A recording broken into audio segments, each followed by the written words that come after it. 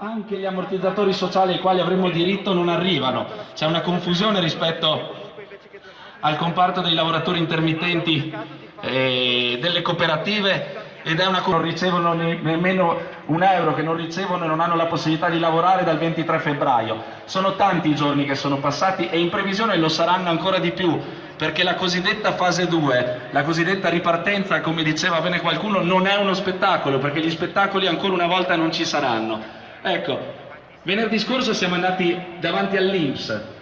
e siamo stati ricevuti questione che è una questione che vede i soldi non arrivare nei conti correnti, ed è una questione che vede anche, dove invece il dispositivo è molto chiaro in termini di cassa integrazione in deroga, vede comunque non arrivare questi soldi nei conti correnti delle persone che non lavorano. Ecco, questa cosa deve essere risolta, ma deve essere un primo passo, perché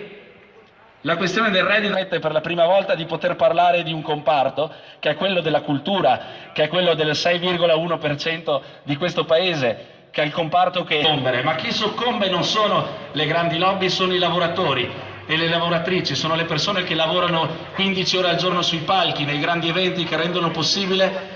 a chi fruisce della cultura di poterne fare. La mancanza più grande in quest'estate, noi stiamo rivendicando dei diritti e delle tutele sacrosanti in questo paese e le vogliamo fare oggi, lo faremo il 30 maggio con una manifestazione regionale, dopo si collegheranno anche qua con noi,